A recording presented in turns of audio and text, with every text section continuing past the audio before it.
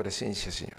Agradecido, Dios, de otra oportunidad que tú nos das de estar en tu casa de oración, dispuestos a acercarnos a tu palabra. Señor, tú conoces nuestras debilidades, también nuestras necesidades espirituales. Te pedimos, Señor, que seas propicio en esta hora, nos ayudes a entender las cosas ocultas que muchas veces no vemos en tu palabra, pero que tienen también un propósito, así como las que están con claridad en ella.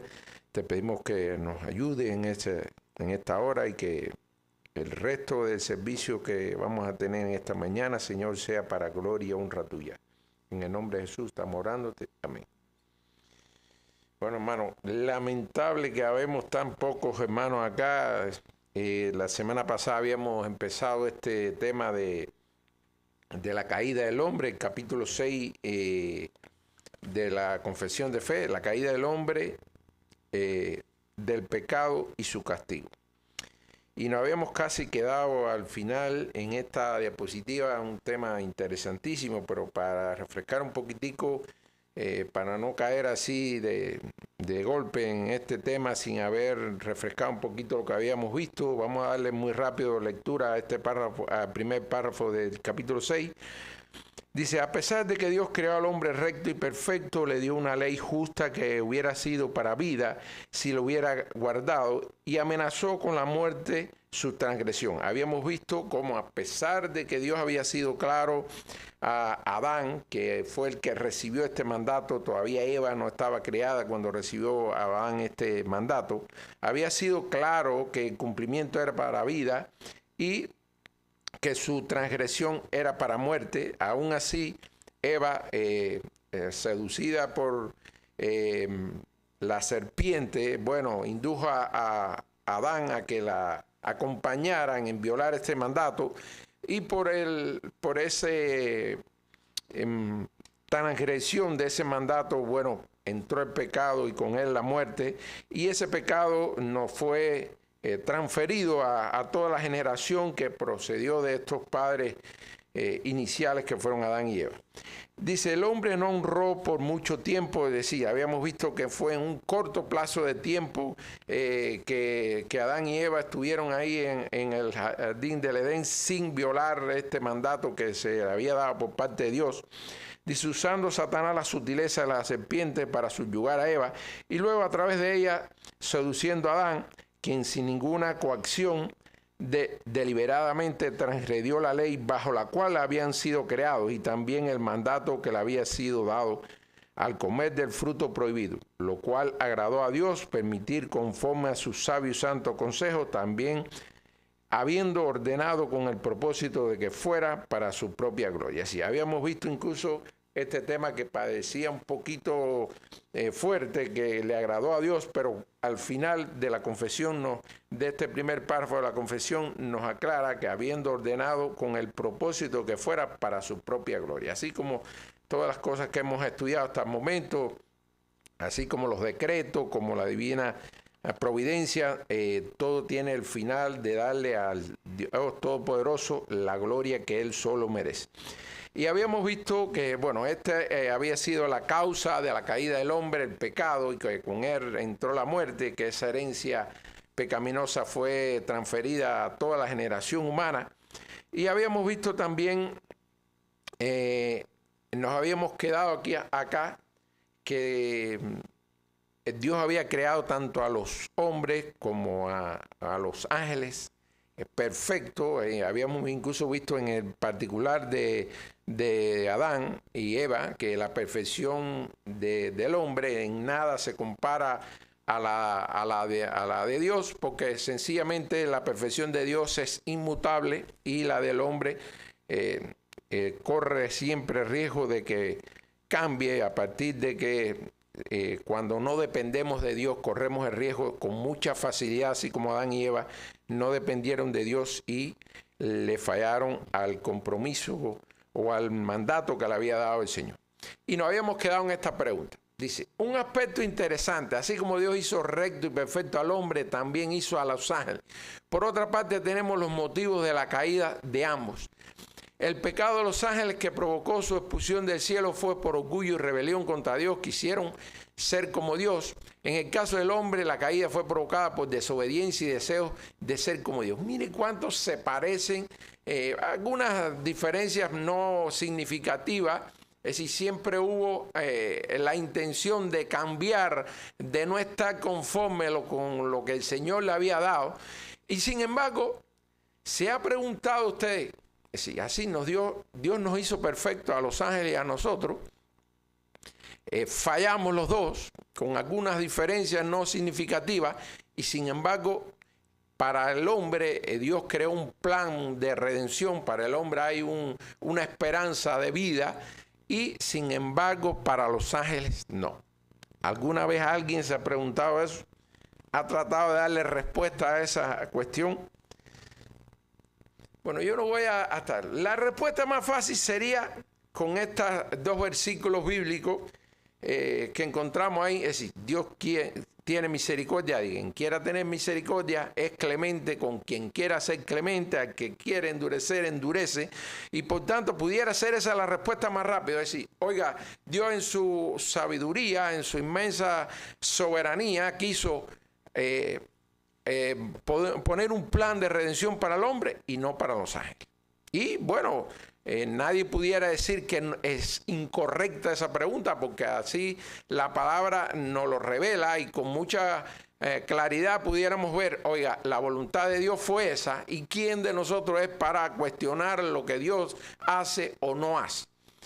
Pero el tema indudablemente tiene siempre algunas partes muy profundas, alejadas de la posibilidad del conocimiento humano de llegar a ella, pero sencillamente hay otros aspectos que, apoyados en la propia palabra, podemos deducir. En eso pretendemos hacer, pero con la claridad de que la Biblia no revela ningún aspecto que con claridad le dé respuesta a esa pregunta. ¿Por qué Dios ideó un plan de redención para los hombres y no para los ángeles?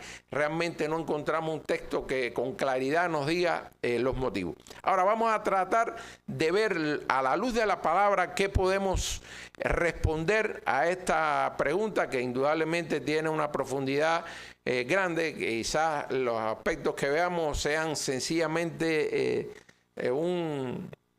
una pequeña parte de esa profunda respuesta a esa pregunta. Dice, en el caso de los ángeles, vamos a ver particularmente cada uno de los dos, y es decir, tanto los ángeles como los hombres, y vamos a ver algunos aspectos que quizás puedan darnos idea de cuáles fueron los motivos que el Señor tuvo en cuenta. Dice, en el caso de los ángeles, esta rebelión fue un acto deliberado por iniciativa propia. En el caso del hombre, sabemos que la serpiente tuvo un papel ahí de tratar de seducir a Eva. Es decir, en el caso de los ángeles, la palabra no nos revela que fuera, a no ser el diablo, que fue el promotor, quizá el líder, que lideró esa rebelión contra Dios. Dice, esta rebelión fue un acto deliberado por iniciativa propia, llevado a cabo en plena conciencia de su naturaleza y conocimiento pleno de la voluntad de Dios. En ese caso nos parecemos nosotros, porque había un mandato explícito por parte de Dios y había una ley natural que Dios había puesto en el corazón. Es decir, en eso no nos diferenciamos mucho porque habían semejanzas, pero en el caso del conocimiento pleno de Dios, es decir, los ángeles tuvieron más tiempo, tuvieron más oportunidad de convivir con Dios y por tanto conocer más de Él. Dice, conocimiento a la voluntad de Dios, dado que los ángeles como seres espirituales tienen un conocimiento superior y no están limitados por las condiciones terrenales o la ignorancia humana. Sabemos que los hombres nacemos sin ningún conocimiento, y a medida que va pasando el tiempo, que tenemos la oportunidad de tener acceso a ese conocimiento, que nuestra mente, nuestro conocimiento se va desarrollando. En los ángeles no hay ninguna información que nos diga que se parecen a nosotros. Es decir, la Biblia nos revela que fueron creados por Dios, pero sencillamente nos da la idea que con la convivencia que tuvieron con Dios, le dio la oportunidad de enriquecerse más de todo lo que tenía que ver con el Señor, mucho más que los hombres que dependemos que nos transmitan esa enseñanza. En el caso de Adán y Eva, recibieron también de Dios esa información, pero nos da la idea que el corto tiempo que estuvieron en el jardín de Edén no fue suficiente como para que sea comparable para el tiempo que estuvieron expuestos los ángeles a esas mismas condiciones de poder aprender de Dios todo lo necesario para comportarse rectamente. Dice su rebelión, en el caso de los ángeles, hacer un acto plenamente consciente y sin influencia de una tentación externa, como el caso del humano, fue considerada irrevocable. Eso es una interpretación humana a la luz de algunas informaciones que podemos extraer de la palabra, pero repito, no hay un texto bíblico que nos respalde plenamente a esto que estamos diciendo. En el caso de los hombres comenzando con Adán y Eva, pecaron al desobedecer un mandato explícito y específico de Dios, en que está en Génesis 3, pero lo hicieron con un contexto de tentación externa, es decir, la serpiente jugó un papel de tentar a Eva y seducirla, y ella después sedujo a Adán. Y con una naturaleza más vulnerable, es decir, en el caso del hombre tiene una naturaleza más vulnerable, influenciada por su condición creada a partir del polvo de la tierra. Es decir, en los ángeles espirituales nosotros con una doble condición material y espiritual. Además, el hombre fue creado a imagen y semejanza de Dios. Eso sí nos lo revela con claridad la palabra. Destinado a tener una relación especial con Él, con el potencial de ser restaurados a esa comunión perdida por el pecado. Porque, bueno, ya lo habíamos estudiado que Dios, a la vez que nos creó el hombre, sabiendo que íbamos a fallar, ya había diseñado un plan de redención para el hombre. La Biblia presenta a la humanidad como un foco del amor redentor de Dios, quien desde antes de la creación concibió un plan para rescatarla a través de Jesucristo. En ningún lado vemos que haya una intención del Señor de hacer algo parecido con los ángeles. Seguimos. Y aquí vamos a tratar de presentarle una tabla, quizás lo podemos ver un poquitico más, la diferencia en que pudiéramos ver, oiga, por ahí anda las razones que el Señor tuvo para salvar al hombre y no hacer lo mismo con los ángeles. La naturaleza, bueno, en el caso de los hombres, tenemos una naturaleza dual, físico-espiritual, creados a imagen de Dios. En el caso de los ángeles, en ningún lado nos dice que fueron creados con semejanza a otra cosa. Sencillamente que Dios los creó, son espirituales y creados por Dios. Entonces ahí hay una diferencia. Nosotros material y espiritual, y en el caso de los ángeles espirituales. El conocimiento y percepción de las cosas espirituales.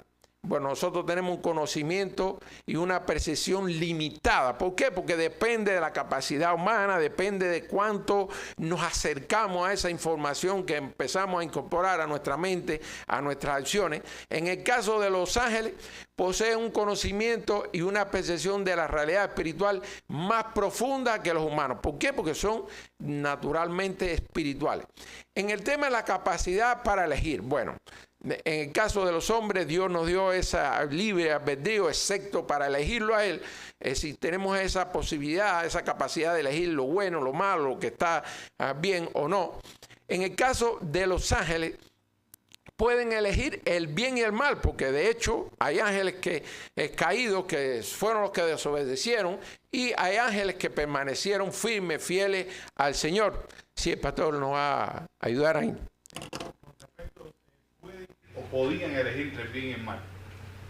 Pues déjame aclarar por qué podían. Porque los ángeles que cayeron ya cayeron. Sí, ya están.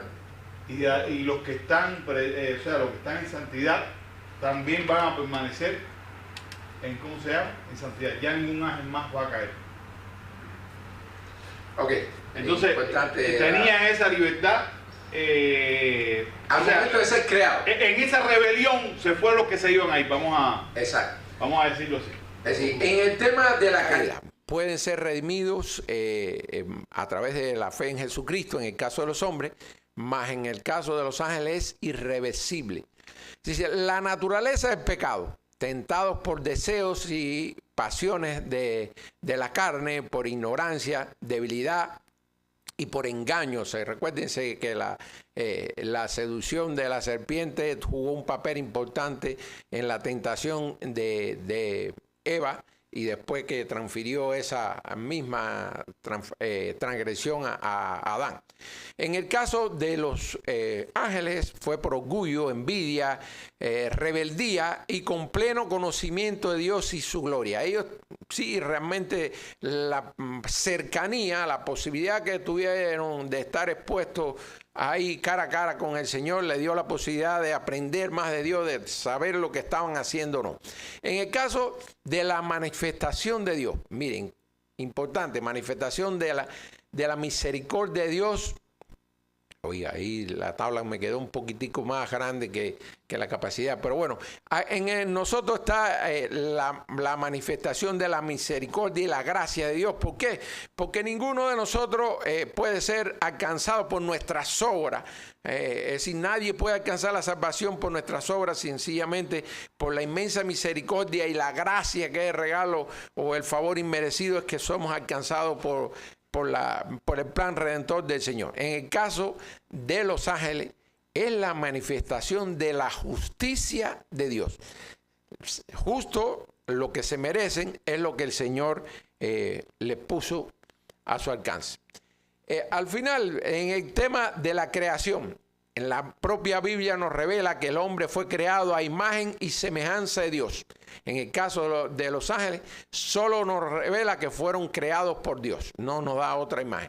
Sabemos que habíamos visto incluso que el plan redentor de Cristo también tiene una concordancia con este tema. Es decir, si Dios nos hubiera mandado un redentor que no fuera humano, tal vez le hubiéramos cogido miedo y hubiéramos hecho peor de lo que se hizo con él. Bueno, el Señor fue perfecto en la manera que concibió todo el plan. Dice, la relación de paternidad con Dios, revelado por la propia Biblia. Dice, en la Biblia Dios se presenta como un padre para los creyentes, en Juan 1:12 y en Romanos 8:15 nos los dice así. En el caso de los ángeles son llamados siervos. Bueno, hay diferencias entre un término y otro, pero la propia Biblia es quien se encarga de presentárnoslos así. Y el destino final, es decir, para los hombres, los escogidos estarán justamente con Cristo junto al Padre, y en el caso de los ángeles, nos presenta la Biblia que para ellos está preparado el lago de fuego y fue preparado para el diablo y sus ángeles. Podemos verlo en Mateo 25:41. Es decir, este tema interesante, podríamos verlo respaldado por alguna manera por lo que hemos visto hasta ahora, por estos textos que vamos a ver. Dice, porque en él fueron creadas todas las cosas, las que hay en los cielos y las que hay en la tierra. Si estamos hablando de los cielos, allá están los ángeles, y los que hay en la tierra, visibles e invisibles, sean tronos, sean dominios, sean principados, sean potestades, todo fue creado por medio de él y para él. Eso está en Colosenses. Es decir, que ya vemos la mano del Señor creando a los ángeles y a nosotros. Es decir, a Adán y a Eva, y de los cuales somos descendientes todos los que estamos acá. Dice, este versículo nos dice que todas las cosas, incluyendo los ángeles, fueron creados por Dios a través de Cristo. Dice también en Hebreos 1:7, ciertamente los ángeles, dice, el que hace de sus espíritus ángeles y de sus ministros llama de fuego. Este versículo nos habla de la naturaleza espiritual de los ángeles y cómo Dios los creó como seres espirituales. Vemos a otros textos que nos ayudan a respaldar lo que hemos visto. Alabarle todos los ángeles, alabarle todos sus ejércitos, alaben el nombre de Jehová porque Él mandó y fueron creados.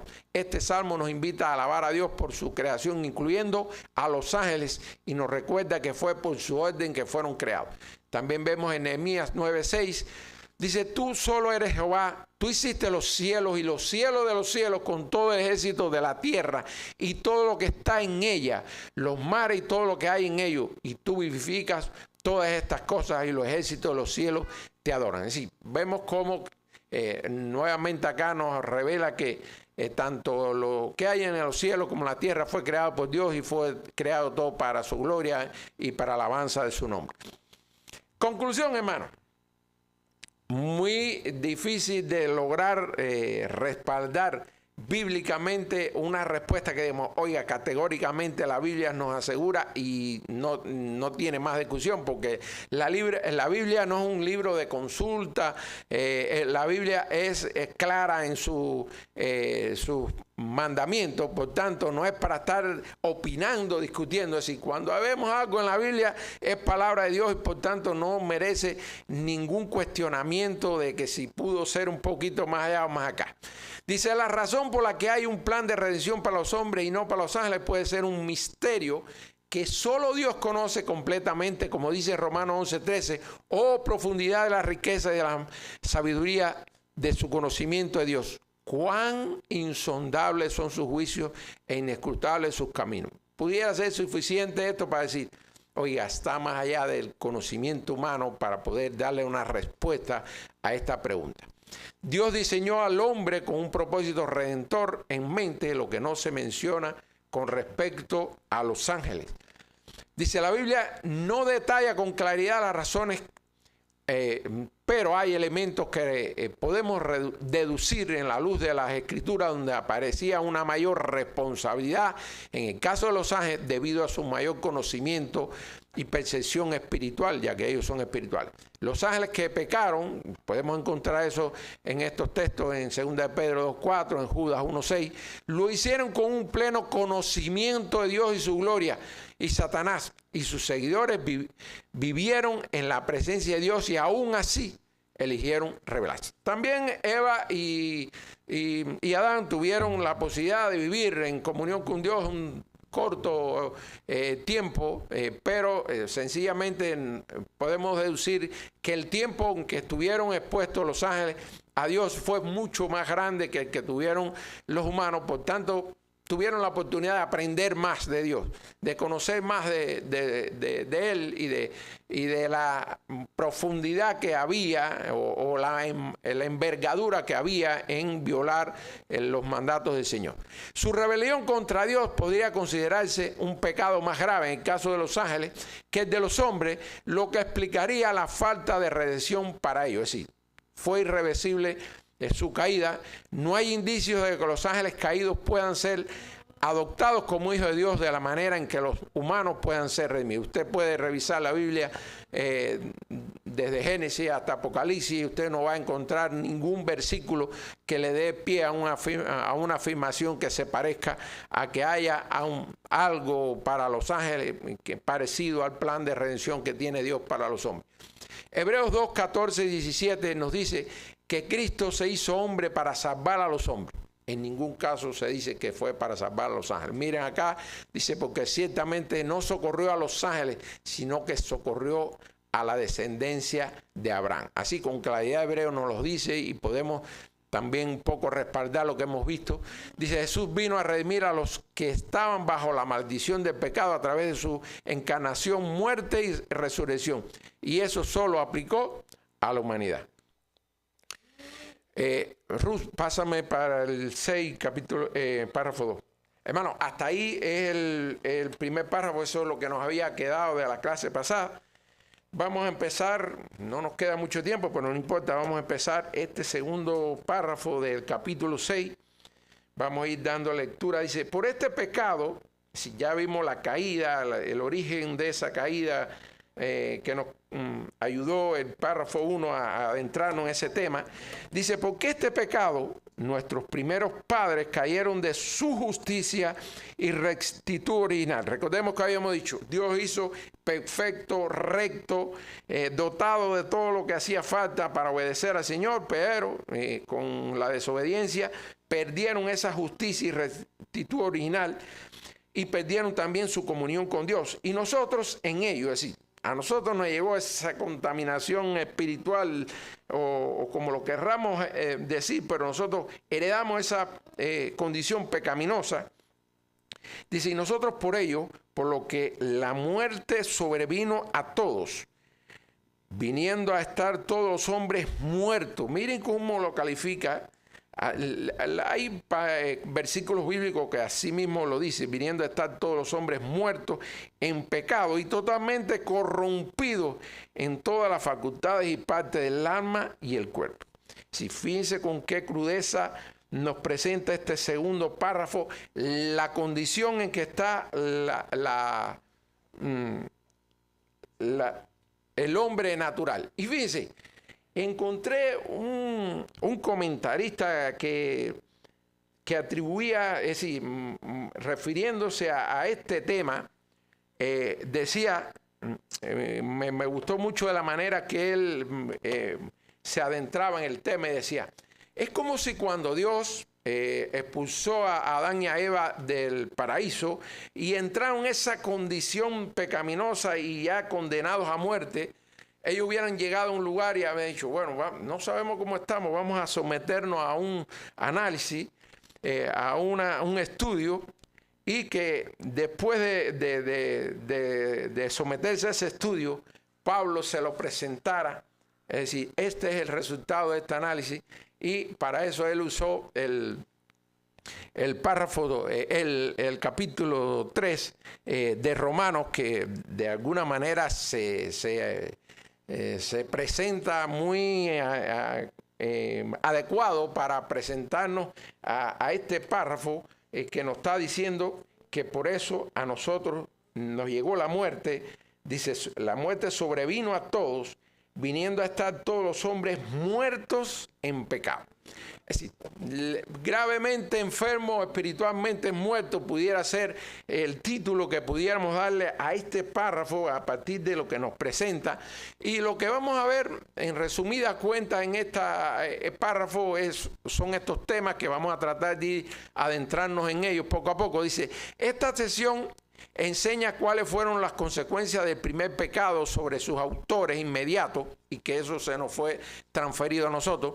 Al hacer esto afirma que por este pecado nuestros primeros padres perdieron la comunión con Dios, expulsados del Edén, que por tanto perdieron su justicia original, es decir, esa justeza, esa perfección con que Dios los creó, esa santidad con que Dios los creó, la perdieron cuando transgredieron el mandato de Dios y fueron expulsados, que al mismo tiempo quedaron muertos en los pecados, quedando totalmente viciados. Porque mire, hermano, pudiéramos decir, ese fue el primer pecado, pero ese pecado le abrió las puertas a toda la diversidad de pecados que el hombre ha practicado a lo largo de la historia. Sí, pastor. Estoy diciendo que el primer pecado hay que entender a Adán como cabeza federal. O sea, representativo. ¿Qué significa cabeza federal? Cuando un rey va a la guerra, y hay que entenderlo desde esa perspectiva, cuando un rey va a la guerra, todo el país está en guerra. ¿Por qué? Porque el rey representa. Y de manera representativa, el hombre, al caer en pecado como cabeza federal, todo el pecado se transmite, en este caso, al hombre. Ajá. Y bueno, ese pecado que inicialmente, como decía el pastor, de manera federal o de manera representativa de toda la raza humana, recibió Adán y Eva, y que fue transferido al resto de la descendencia humana, nos hizo estar muertos, así como dice, muertos en nuestros pecados y totalmente corrompidos en toda la facultad y parte del alma. Fíjense cómo dice, y totalmente corrompido en todas las facultades y parte del alma y del cuerpo. Si estamos tan descompuestos que somos, sencillamente por la inmensa misericordia del Señor es que podemos permanecer en Él. Dice que esta corrupción moral... Exacto. Que esta corrupción moral se extendió a todas las partes y facultades de los cuerpos y del alma. Es decir, hay una dependencia de Dios, lo habíamos visto en las clases pasadas, en todo lo que hacemos, incluso habíamos visto como Dios, en algunos casos habíamos estudiado como Dios en el caso de los hijos suyos permitía que por algún tiempo estuvieran expuestos a los pecados y que el propósito era buscar mayor dependencia de Él, mayor unión o mayor conexión de sus hijos con Él, porque sencillamente cuando nos expone al pecado, el propósito era darle la gloria a Él, pero también ver nuestra fragilidad, nuestra incapacidad de permanecer firmes sin Él. Y en el caso de los impíos, habíamos visto que el propósito del Señor era manifestar su justicia en ellos, y como habíamos visto también que a pesar de que los impíos pueden parecer que son libres, que pueden salirse del plan de Dios, para nada, porque finalmente, aunque ellos pueden practicar todo el pecado que se les antoje, al final el precio que van a recibir va a venir de la mano del Señor. Por tanto, aún los pecadores no pueden salirse del plan de Dios. Dice, así como todas las cosas dependen de la providencia de Dios para sostenerse, el hombre como ser natural depende del poder y providencia de Dios. Por tanto, por eso es que el hombre cayó en esa fragilidad, en esa corrupción, porque al perder esa comunión con Dios, sencillamente esa dependencia de Dios se rompió de alguna manera. Es decir, la dependencia, esa conexión que tenía Adán y Eva con Dios al ser expulsados del Edén, fueron expuestos a toda la corrupción que sobrevino por el pecado y que le abrió las puertas, y que esa perversión fue transferida a toda la raza humana. Como ser moral y religioso, su vida espiritual depende de la comunión íntima y amorosa con el Espíritu Santo de Dios. Nos quedan 5 minutos nomás.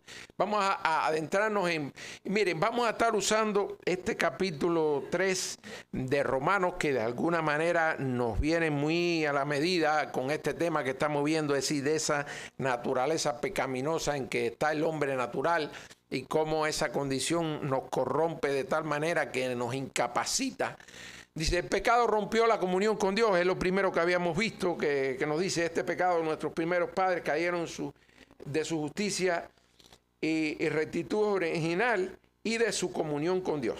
Perdieron esa comunión estrecha, cara a cara, que había con el Señor. Dice, por el primer pecado el hombre quedó instantáneamente separado de la comunión amorosa con el Espíritu Divino, es decir, perdió esa comunión con Dios. La transgresión del mandato trajo consigo la ruptura del diseño original. Dios nos creó para que hubiéramos sido felices ahí en el jardín del Edén, para que nada nos hubiera faltado, para que pudiéramos tener cara a cara todo lo necesario para vivir en esa comunión. Pero bueno, el pecado rompió con ese diseño original del Señor, de las relaciones entre el hombre y Dios, y a la vez trajo consigo condenación y muerte, es decir, la exclusión penal inmediata de la fuente de toda vida moral y espiritual. Adán y Eva perdieron instantáneamente su justicia original, habiendo ellos violado la ley y faltado a su lealtad. Miren cómo vamos a empezar a ver, la clase que viene vamos a terminar, pero bueno, vamos a ver cómo esa condición en que cayó el hombre a partir de que perdió esa comunión con el Dios Todopoderoso que lo había creado. Dice, la raza humana, es decir, quedamos en esclavitud. ¿En esclavitud con qué? Con el pecado. La raza humana recibimos una contaminación por herencia, es decir, nacemos ya con esa contaminación espiritual de nuestros primeros padres, que esclavizó nuestra voluntad con el pecado. Sin embargo, miren para eso. El pecador no se ve a sí mismo esclavo. No, el pecador dice, oiga, yo estoy haciendo mi voluntad, estoy haciendo lo que me gusta. No tiene temor de Dios, no tiene temor de las consecuencias que pueda llevar su vida desordenada, de desobediencia. Dice, sin embargo, el pecador no se ve a sí mismo esclavo, se cree libre de poder hacer lo que quiere, incluso las cosas incorrectas. Porque, hermanos, hay muchas personas que conscientemente saben que están haciendo cosas incorrectas, pero lo disfrutan y sienten que lo están haciendo porque sí, que no le deben darle explicaciones a nadie y que nunca van a tener que dar tampoco cuenta por lo que hacen. Dice, incluso por las cosas incorrectas ellos se sienten bien y no sienten la necesidad de buscar a Dios ni de someterse a Él. Mire como Romanos 3, 10, 12 dice, no hay justo Por eso le decía, el capítulo 3 de Romanos lo vamos a estar viendo en sus diferentes partes, pero para apoyar la manera en que hemos desglosado el análisis de esta condición en que el hombre quedó después de ser expulsado, después de perder la comunión con Dios. No hay justo ni aún uno, no hay quien entienda, hermano, miren, incapacidad para entender, no hay quien busque a Dios, no hay temor de Dios, el hombre natural no ve esa necesidad de buscar de Dios. Se piensa que Él es su propio Dios, que Él es a quien tiene que darle satisfacción, a quien tiene que darle cuenta, es a Él mismo. Por tanto, busca en medio de esa corrupción satisfacer sus necesidades materiales, espirituales, y sin preocuparse si está o no conforme a los mandatos de Dios. Dicen, todos se desviaron, a una se hicieron inútiles. Fíjense cómo lo califica Pablo en su carta a los romanos. Si cuando estamos en esa condición pecaminosa, no hay justicia, ni aún uno, no hay quien entienda, no hay quien busque a Dios. Todos se desviaron, a una se hicieron inútiles. No hay quien haga lo bueno, no hay ni siquiera uno. No que había unos poquitos, no, ni siquiera uno, que nos lo dice Pablo. Esta es la última diapositiva, pues se me acabó el tiempo. Dice, pecado incapacita, hermano. Nos vuelve necios, por alguna manera pudiéramos decir. Pablo define con claridad el efecto incapacitante del pecado. No hay quien entienda. No hay quien busque a Dios. Conforme a este dictamen emitido por Pablo, inspirado por Dios, por supuesto, estamos todos encerrados en esa condición pecaminosa. Los seres humanos pueden alcanzar una alta formación profesional, incluso con altas calificaciones. Podemos ser un doctor en ciencia que tenga varios doctorados, académicamente brillante. Sin embargo, no van a salir de la condición de incapacidad que describe Pablo. Solo Dios puede sacarlo de esa condición. De hecho, hay muchísimas personas que, incluso teniendo conocimiento de lo que expone la Biblia, aún así no se convierten al Señor, porque sencillamente no depende de ellos, sino de Dios.